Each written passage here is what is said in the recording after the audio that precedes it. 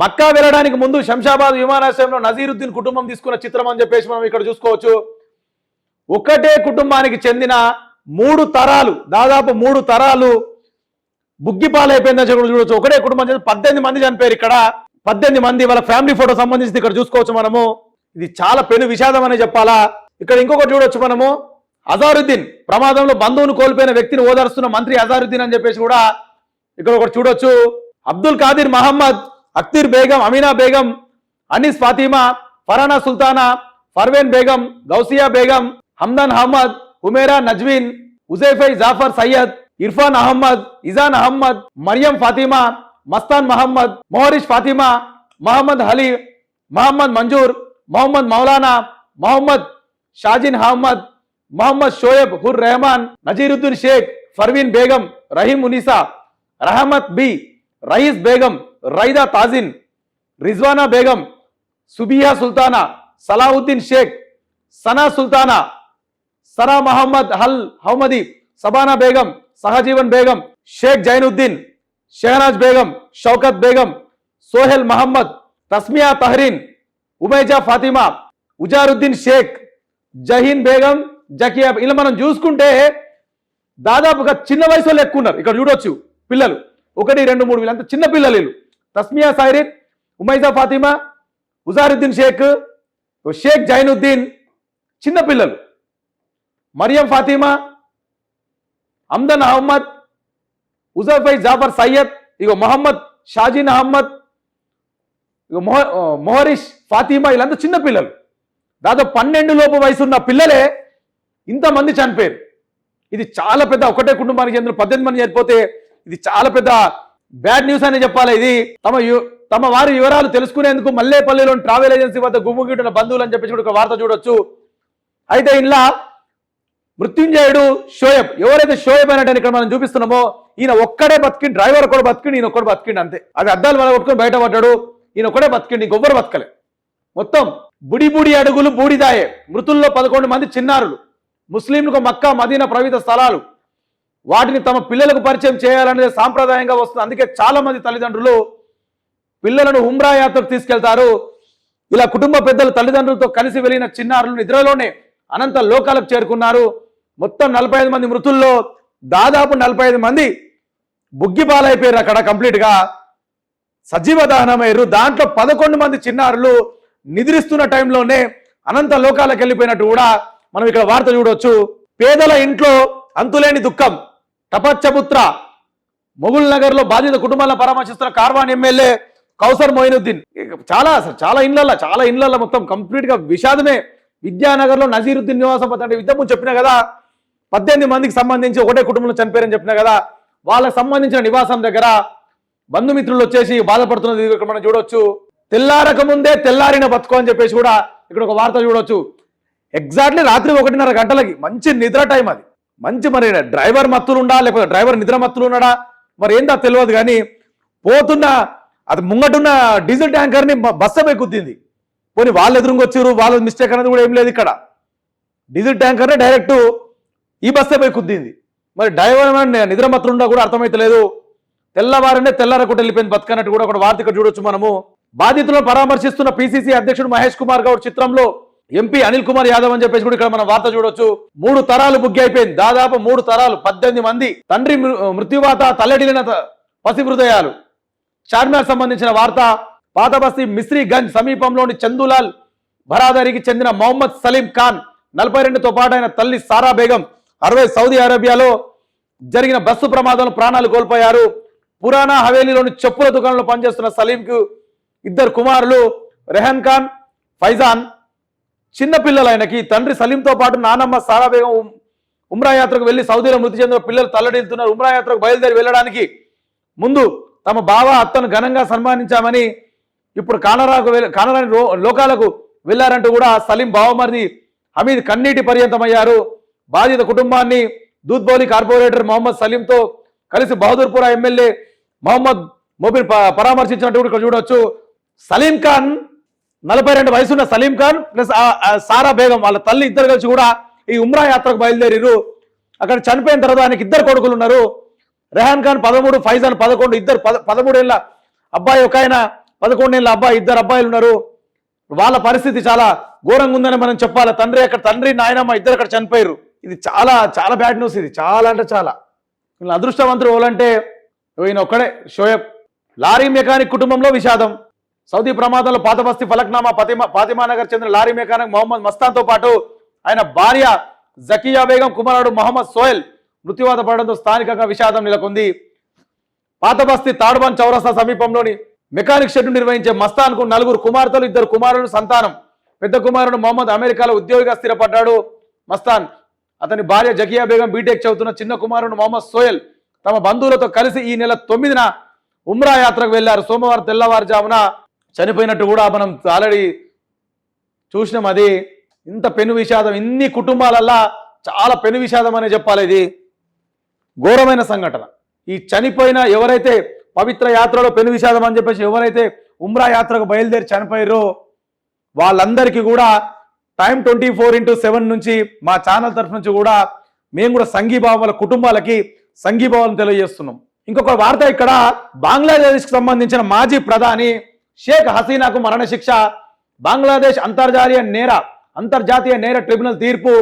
మాజీ ప్రధానిని తమకు అప్పగించాలంటూ భారత్ కోరిన యూనుస్ ప్రభుత్వం గత ఏడాదిన్నరగా అంతర్గత అల్లర్లతో అట్టుడుకుతున్న బంగ్లాదేశ్ కీలక పరిణామం చోటు చేసుకుంది. విద్యార్థుల ఉద్యమం కారణంగా గత ఏడాది ఆగస్టు 5న ప్రధాని పదవిని వదిలి భారత్కు పరారైన షేక్ హసీనాకు బంగ్లాదేశ్ అంతర్జాతీయ నేర ట్రిబ్యునల్ సోమవారం మరణశిక్ష విధించింది. విద్యార్థుల తిరుగుబాటు సమయంలో మానవత్వానికి వ్యతిరేకంగా ఆమె నేరాలకు పాల్పడ్డారని, హింసను ప్రేరేపించారని కూడా విద్యార్థులు దాడి చేయించారని చెప్పేసి కూడా ఒక వార్త ఇక్కడ మనం చూడొచ్చు. బంగ్లాదేశ్ మాజీ ప్రధానికి మరణశిక్ష. ఆమె ఎక్కడుంది ఇప్పుడు?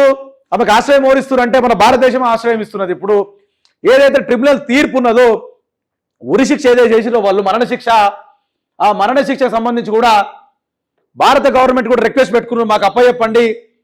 హసీనా బేగం ఇప్పుడు భారత్లో ఉంది కాబట్టి అప్పచెప్తే మా పని మేము చేసుకుంటూ పోతామని చెప్పేసి కూడా, అది కూడా ఉద్యమం ఎట్లా లేచింది లాస్ట్ ఇయర్ విద్యార్థుల దగ్గర నుంచి. విద్యార్థుల ఉద్యమం చాలా చాలా ఘోరమైన ఉద్యమం లేచింది. అప్పుడు మొహమ్మద్ యూనస్ నేతృత్వం తాత్కాలిక ప్రభుత్వం మోపిన అభియోగ 453 పేజీల తీర్పులో ట్రైబ్యునల్ నిర్ధారించింది. హసీనాపై మోపిన 5 కేసులను విచారించిన 3 సభ్యులు ఐసీటీ రెండిట్లో ఆమెకు మరణశిక్ష ఖరారు చేసింది. హసీనాతో పాటు నాటి ప్రభుత్వంలో హోంమంత్రిగా పనిచేసిన అసాదుజ్జమాన్ ఖాన్ కమల్ కూడా, అంటే ఆమెకే కాకుండా ఆమెతో పనిచేసిన హోమ్ మినిస్టర్, అప్పటి హోమ్ మినిస్టర్ కూడా, ఆయనకు కూడా కలిపి మరణశిక్ష విధించింది.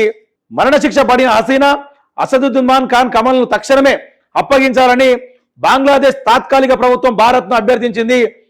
ప్రస్తుతం భారత్ బంగ్లా మధ్య ఉన్న ద్వైపాక్షిక నేరస్తుల ఒప్పందం ప్రకారం ఆ ఇద్దరిని అప్పగించాల్సిన బాధ్యత ఢిల్లీపై ఉందని తెలిపింది.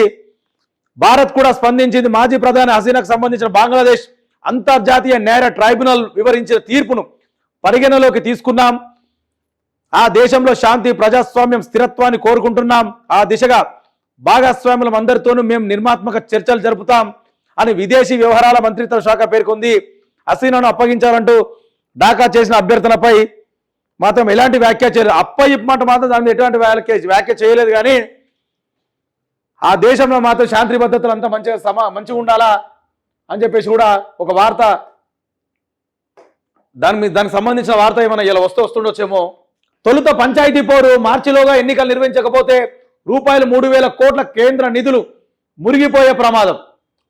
మార్చి దాకా వేరీళ్ళు, మళ్ళా ఇప్పుడేమో డిసెంబర్లో పెడతాను, వాళ్ళు మార్చి దాకా వచ్చేసిన, అంటే మళ్ళీ మైండ్లో మార్చి అని ఉంది. మళ్ళా మార్చిలోగా ఎన్నికలు నిర్వహించకపోతే పార్టీ పరంగా బీసీలకు 42% రిజర్వేషన్లు కల్పిస్తాం. కోర్టుల తీర్పులు వచ్చాక మిగతా స్థానిక సంస్థల ఎన్నికలు.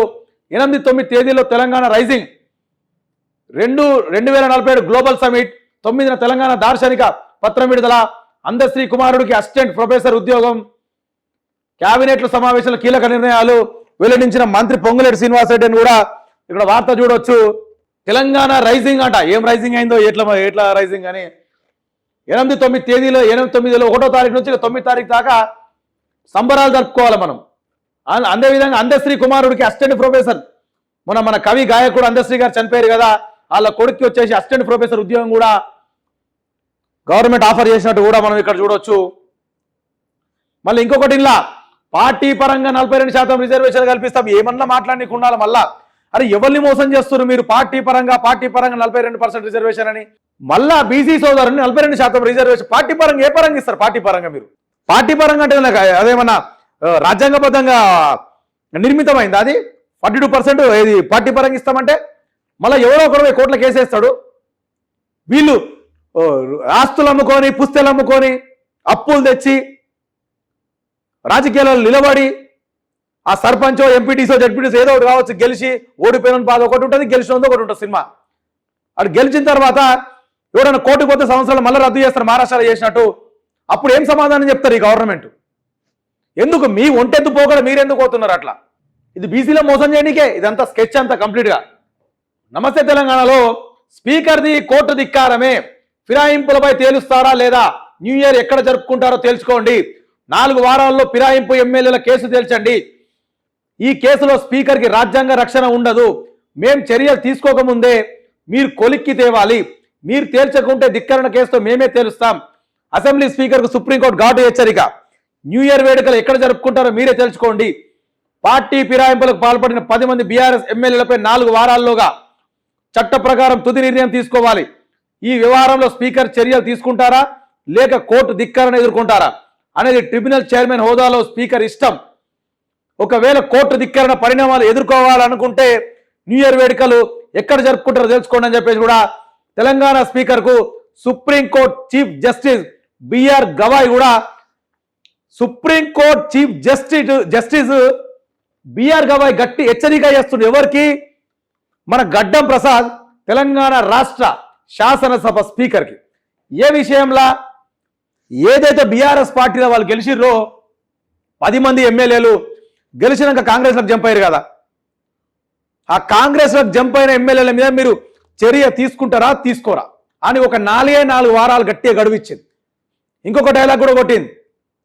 4 వారాలే గడువిస్తున్నాము, ఈ వచ్చే 31st నైట్ న్యూ ఇయర్ వేడుకలు మీరు ఎట్లా ఉందంటే మీరు న్యూ ఇయర్ వేడుకలు ఎక్కడ చేసుకుంటారో ఆ వేడుకలు మీరు తెలుసుకోరని చెప్పేసి మాట్లాడుతున్నారంటే పరిస్థితి ఎంత ఘోరంగా తయారైందో మనం అర్థం చేసుకోవాలి.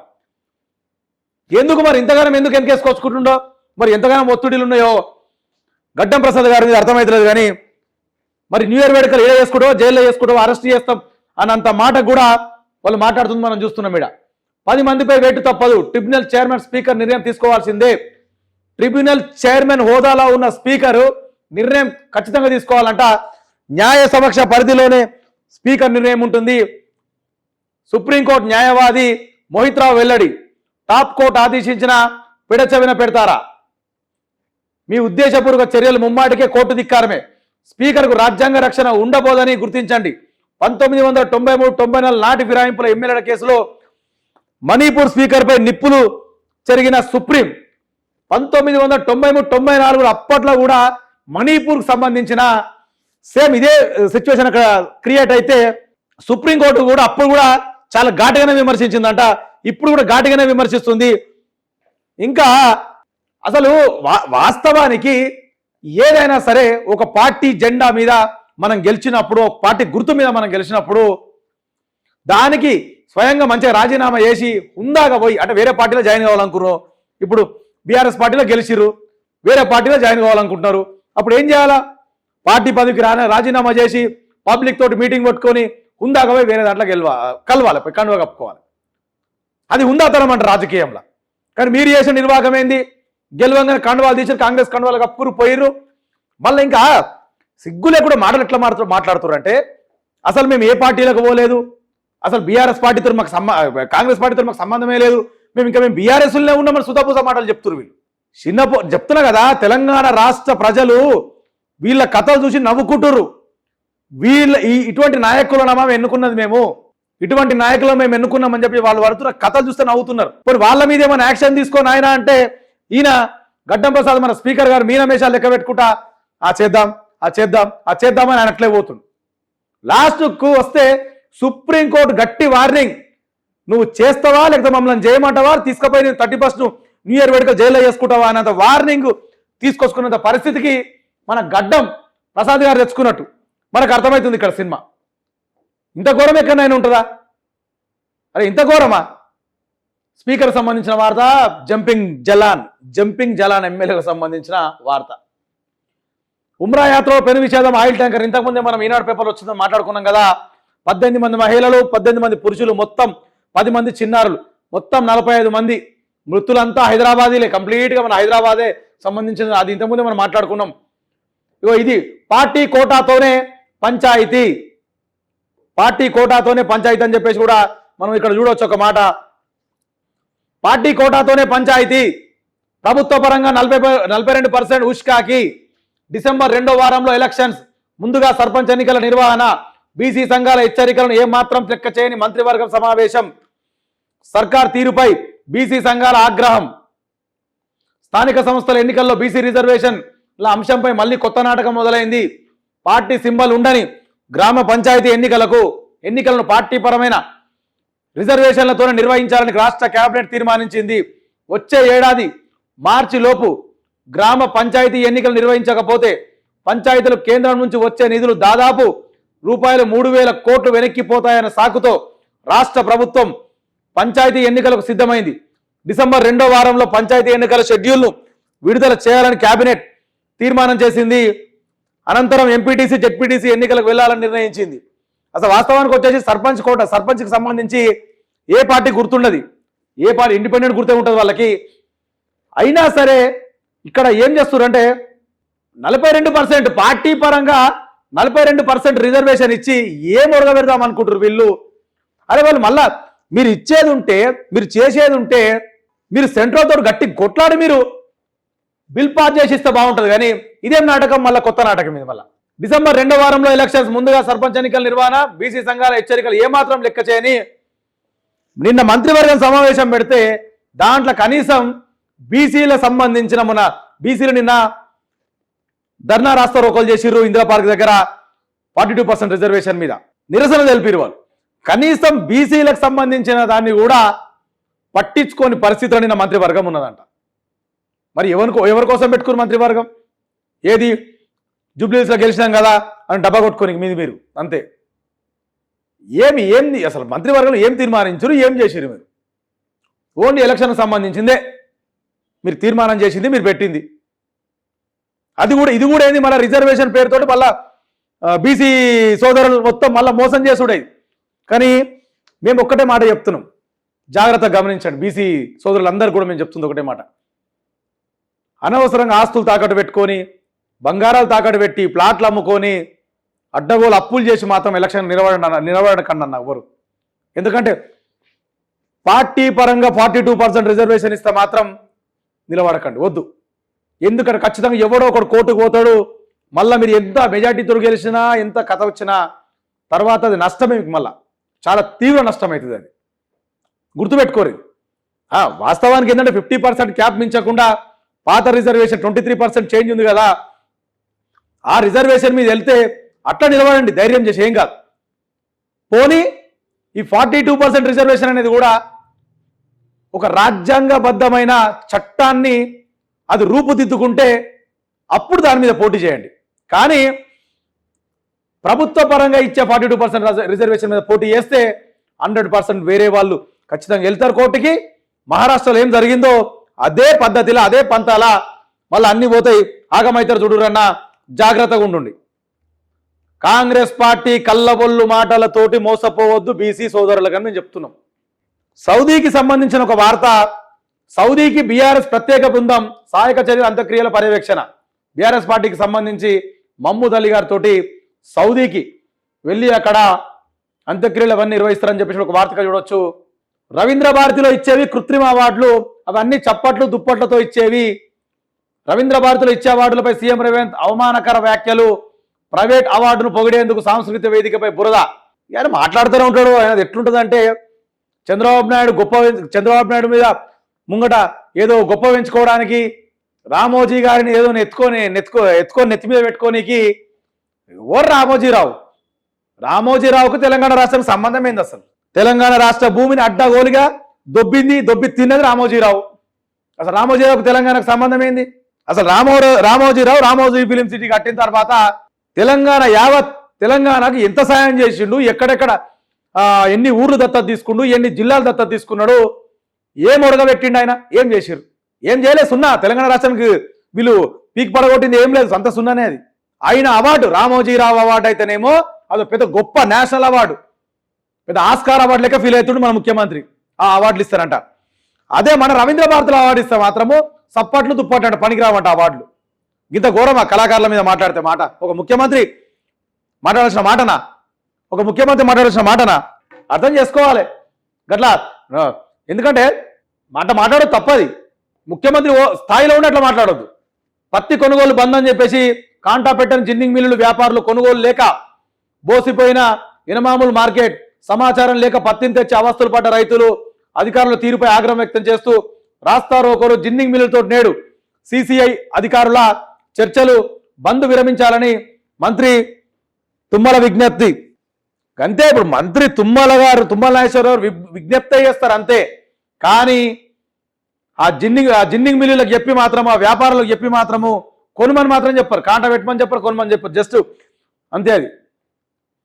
ఇక్కడ నిన్న ఇందిరా పార్క్ దగ్గర జరిగిన రిటైర్మెంట్ ఉద్యోగుల వార్త ఇక్కడ చూడొచ్చు. సోమవారం ఇందిరా పార్క్ దగ్గర మహాధర్నాలో ప్రభుత్వానికి వ్యతిరేకంగా నినాదాలు చేస్తున్న పెన్షనర్లు, జేఏసీకి పెన్షనర్లు గుడ్ బై. ఉద్యోగ జేఏసీ సర్కార్ కొత్త తొత్తులా మారింది.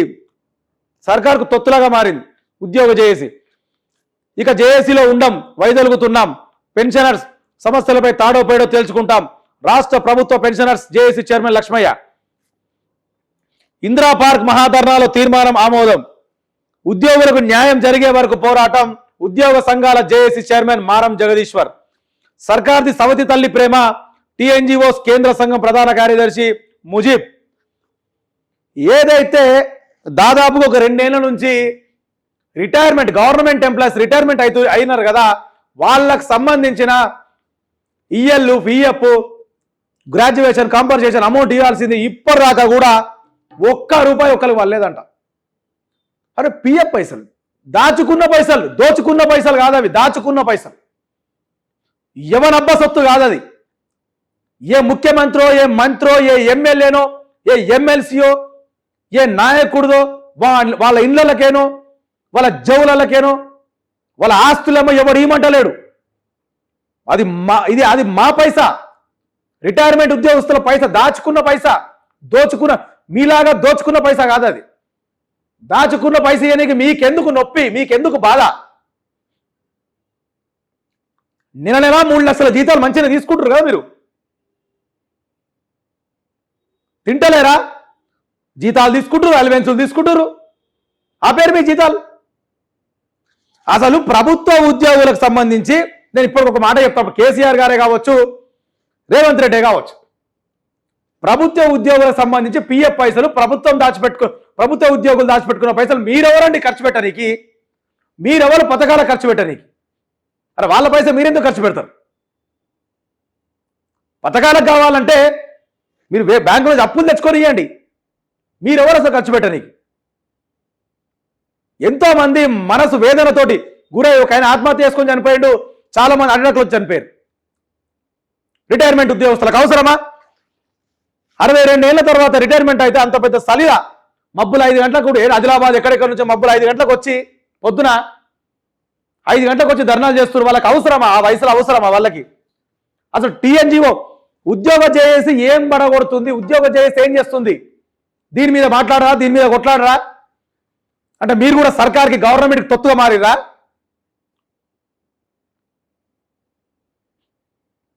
ఉద్యోగ చేసి ఖచ్చితంగా దీని మీద యాక్షన్ తీసుకోవాలా, మాట్లాడాలా, ఒక మహాధర్నా ఫిక్స్ చేయాలా? అరే రిటైర్మెంట్ ఉద్యోగుల పైసలు నీకు మీకు ఎందుకు చేతులు వస్తలేవు మీకు? సరే నిన్న కూడా ఒక మాట చెప్పిన, ₹10 ఉన్న దగ్గర, సరే ఈ ₹10 నా దగ్గర లేవు, ఈ 5 ఉన్నాయని 5 ఇవ్వండి.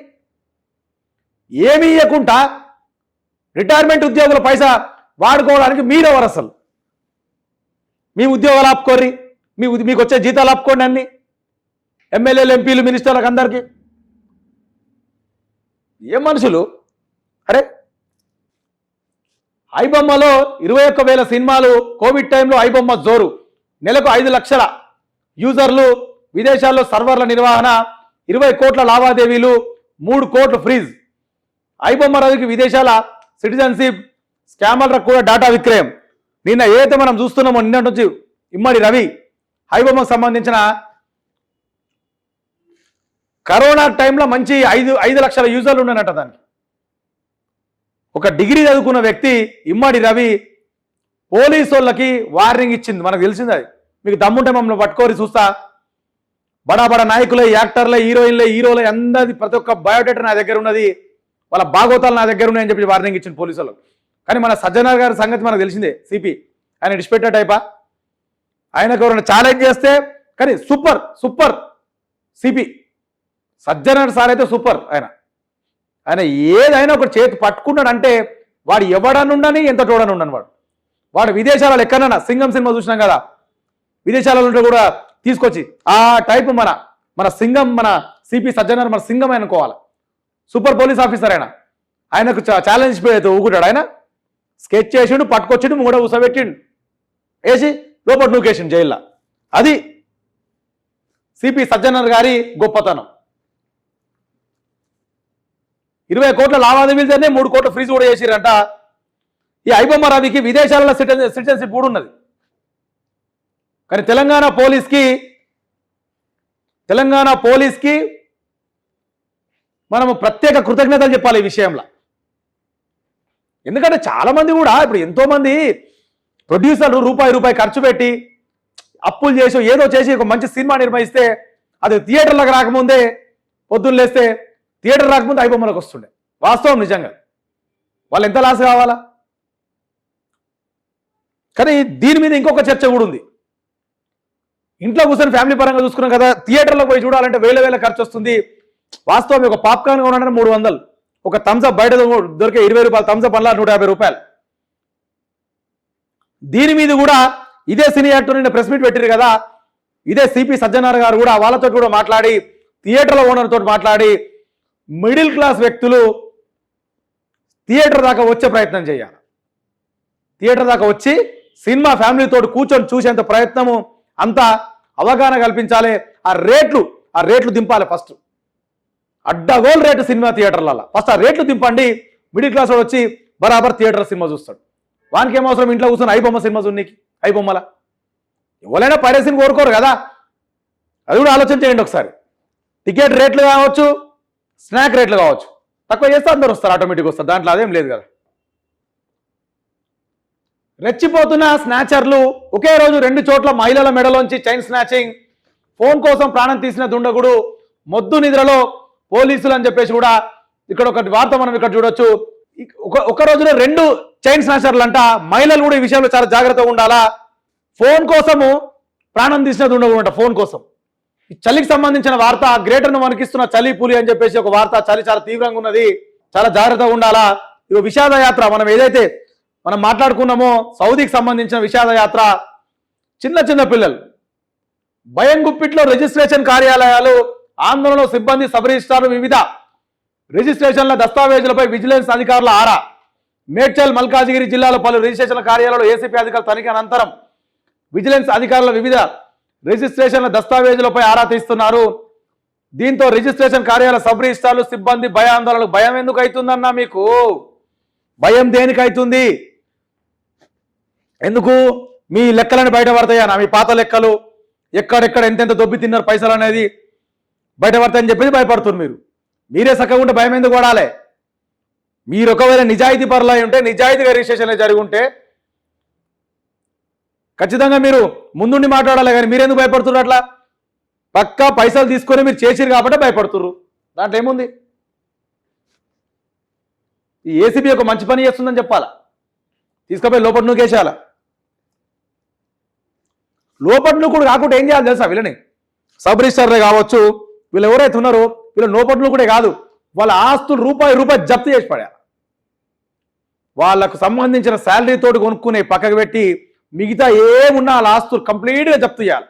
రూపాయి తిరిగి కూడా వాళ్ళ కుటుంబాలకు పోతుంది వాళ్ళ పైసా. అట్లా జప్తు చేస్తే ఫ్యూచర్లో ఈ సబ్ రిజిస్టార్ కార్యాలయాల్లో దొంగ రిజిస్ట్రేషన్లు జరిగాయి. ఇది ఖచ్చితంగా ఏసీపీ వాళ్ళు చేయాల్సిన మొదటి పని ఇదే. భూమాయ. రంగారెడ్డి జిల్లాల్లో భూముల ధరలు పెరుగుతున్న నేపథ్యంలో రికార్డులు తారుమారు కోసం పుట్టుకొస్తున్న హైటెక్ ముఠాలు. కోట్ల రూపాయలు కొల్లగొట్టే యత్నాలు, మీ సేవా కేంద్రాలు కంప్యూటర్ ఆపరేటర్ల మాయాజాలంతో రాత్రికి రాత్రే మారుతున్న భూస్వరూపం, ఎన్ఆర్ఐలు ఇతర ప్రాంతాల్లో స్థిరపడ్డ వారి భూములనే టార్గెట్ చేస్తున్న ముఠాలు. అటు ఇటు ఎక్కడికని ధరలు, రంగారెడ్డి జిల్లాలో ధరలు పెరుగుతున్న నేపథ్యంలో రికార్డులే తారుమారు చేసే పరిస్థితికి వచ్చేసారంట. అది ఎవరిది ఎక్కువ, లోకల్ ఉన్నది చేద్దామంటే తంతాడు కదా వాడు. ఇప్పుడు ఇంటి పక్కడో ఇంటి ముంగట ఉందో జాగా అటు ఇటు తారుమారు చేద్దామంటే తంతాడు వాడు. అందుకే ఎవరిది చూసుకుంటుర్రు, ఇక్కడ జాగాలు కొని వేరే జాగాల ఎన్ఆర్ఐలు సెటిల్ అయిన వాళ్ళు లేదా వేరే రాష్ట్రాలల్లో ఇక్కడ కొని అక్కడ సెటిల్ అయిన జాగాలు, వాళ్ళ జాగాల మీద ఒక పెద్ద స్కెచ్చే ప్లాన్ చేస్తున్నారంట. జాగ్రత్త, అలా మీ జాగాలు కూడా ఉండొచ్చు, చాలా జాగ్రత్తగా ఉండుర్రి. మీ సేవా కేంద్రాలల్లా కంప్యూటర్ ఆపరేటర్ మాయాజాల రాత్రికి రాత్రే మారుతున్న భూస్వరూపం అంట. ఎన్ఆర్ఐలు జాగ్రత్త. ఎన్ఆర్ఐలు ఎవరైతే ఉన్నారో మీ జాగ్రత్తలు ఒకసారి అంతా ఎంక్వైరీ చేసి పెట్టుకోండి. ఇండ్లు పోతున్నాయని మహిళల ఆత్మహత్యయత్నం. సుల్తాన్ బజార్ పోలీస్ స్టేషన్ పరిధిలో ఓ మహిళ ఆత్మహత్యయత్నానికి పాల్పడంతో ఉద్రిక్త పరిస్థితులు నెలకొన్నాయి. సిటీ సివిల్ కోర్టు ఆదేశాల మేరకు సోమవారం పోలీసులు బందోబస్తుతో సుల్తాన్ బజార్లోని రేఖాదేవికి చెందిన ఇంటిని జప్తు చేసేందుకు సిటీ సివిల్ కోర్టు సిబ్బంది అక్కడికి వచ్చింది. అయితే తమ పూర్వీకుల నుంచే ఇదే ఇంట్లో ఉంటున్నామని, నకిలీ డాక్యుమెంట్లతో తమ ఇంటిని ఆక్రమిస్తున్నారని రేఖాదేవి అనే ఆవేదన వ్యక్తం చేశారు. న్యాయస్థానం సిబ్బంది ఇంటికి రావడంతో తీవ్ర ఆందోళనకు గురై రేఖాదేవి ఇంటిపై పెట్రోల్ పోసుకుంది. అప్రమత్తమైన పోలీసులు ఇంటికి ధ్వంసం చేసి రేఖాదేవిని అదుపులోకి సుల్తాన్ బజార్ పోలీస్ స్టేషన్ తరలించారట. రోడ్డు విస్తరణ పేరుతో తమ ఇల్లును కూలుస్తారని చెప్పేసి కూడా, రోడ్డు ఏదైతే సుల్తాన్ బజార్లో రోడ్డు విస్తరణ పేరుతోటి వాళ్ళ పాతకాలమైనటువంటి ఇల్లు కూల్చేస్తున్నారన్న మనోవేదన గురైన మనీషా అనే 35 ఏళ్ల వయసున్న మనీషా అనేట ఆమె పెట్రోల్ పోసుకొని తలగబెట్టుకోవడానికి కూడా సిద్ధమైతే అది పోలీసులు ఆమెకు ఆపేసి తీసుకెళ్లి సుల్తాన్ బజార్ పోలీస్ స్టేషన్లా పెట్టిరన్నది కూడా మనం ఇక్కడ చూడొచ్చు. ఇక్కడ ఇంకొకటి, హైడ్రా దౌర్జన్యం, యథేచ్ఛగా సున్నం చెరువులో తవ్వకాలు. హైకోర్టు ఆదేశాలను ఉల్లంఘించిన అధికారులు అడ్డుపడి మొబైల్లో చిత్రీకరిస్తుండగా వాగ్వాదం, తీరు మారకపోవడంతో బాధితుల ఆందోళన, వారికి అండగా నిలిచిన బీఆర్ఎస్ నేత చర్యలు తీసుకోవాలని పోలీసులకు ఫిర్యాదు. హైడ్రా దౌర్జన్యం 100% సున్నం చెరువు అంటే ఎక్కడ ఇది?